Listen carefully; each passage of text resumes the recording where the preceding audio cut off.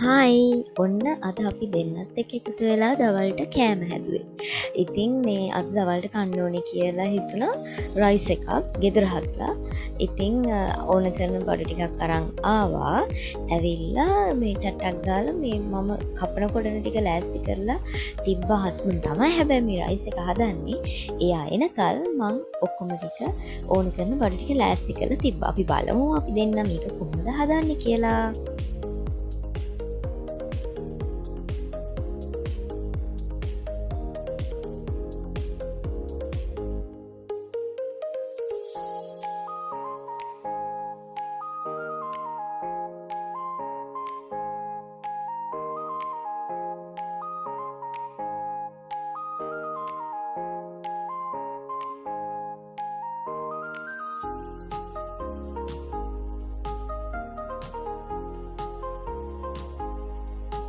ඔන්න ඉතින් චෙෆ් ආවා. ඉතින් එයා වැඩ පටන් ගත්තා. මේ දවස්වල මං හරි ආසයි කවුරුහරි අපල දෙන කෑම කන්න. මේ ඒ නිසා දැන් ගොඩක් වෙලාවට ඕන කරන දේවල් ටික ලෑස්ති කරලා දුන්නා. මෙයා තමයි මේ කෑම එක හදලා දුන්නේ. ඉතින් අපි බලමු මේක කොච්චර දුරට රසවත් වෙයිද කියලා. තව දෙයක් කියන්න ඕනේ අපි මේ රයිස් එකේ චිකන් එක දාගත්තේ චිකන් ලෙග් දෙකක් ගෙනල්ලා ඒක ටිකක් කෑලි කපලා ඒක ලුණු කුඩු ගම්මිරිස් කුඩු එම දාලා තුරුපා ටිකක් දාලා ඒක චුට්ටක් වතුරෙන් තම්බලා සුදු ලුණු අම්මිරිසුත් දාලා හොඳට වතුරෙන් තම්බලා හිඳුනට පස්සේ ඒ ටික රයිස් එකට එකතු කරා. මුතුව ෆ්‍රයි කරලා ගත්තේ නැහැ.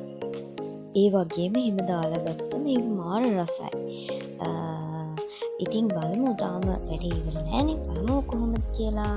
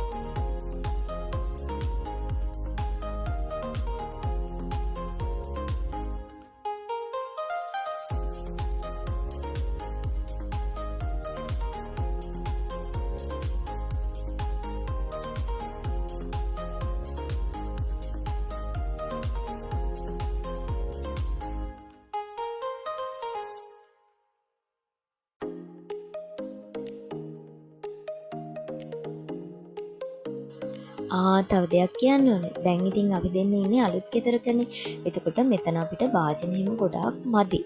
මේ ඇත්තටම රයිස් එකක් ලොකුට රයිස් එකක් ගන්න තරම් ලොකු භාජනයක් අපිට නැහැ.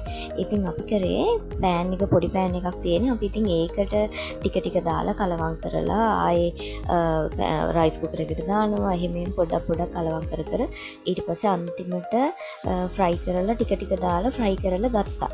ඉතින් මේ මොකද අපි ටිකක් වැඩිපුර ප්‍රමාණයක් දැන් කෑම හදනවා. හේතුව දැන් ඉතින් අපි කෑම කන වෙලාවට කවුරුහරි ආවත් එතකොට එයාට උනත් කෑම දෙන්න පුළුවන්.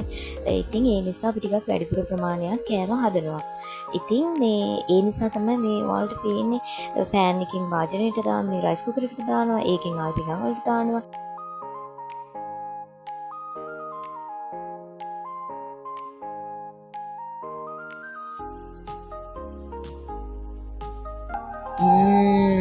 රස පාටයි නේ.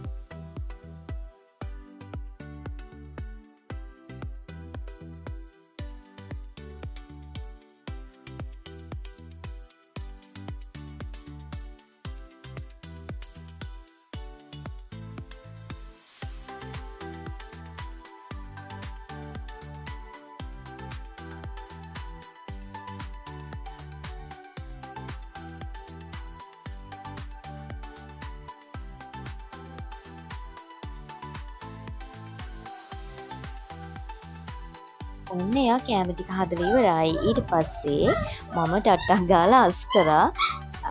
මේ මෙයාත් එක්ක බෑනි කෑ ගහනවා. මේ මං ටට්ටක් ගාලා අස් කරා. මොකද කෑම කන්න කලින් අස් කරලා පිළිලක් කරගන්න ඕනේ. ඊට පස්සේ ඉතින් අපි දෙන්නත් එක්ක වාඩිලා හොඳට කෑවා. ඇත්තටම කියන්න ඕනේ ළමයි ෆ්‍රයිඩ් රයිස් එක පෙනුමට තිබ්බා වගේ මාර්ම රසට තිබ්බා. ගොඩක් කෑවා. ඊට පස්සේ අපේ මේ බව්බබත් ඉන්නානේ. ඊට පස්සේ මෙයාටත් මෙයාගේ කොටස දුන්නා. දෙන කාලේ ඉතින් මේ වගේම චව් ගගා කෑ ගගා ඉන්න කෙනෙක් තමයි මෙයා.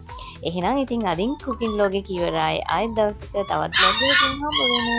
බයි.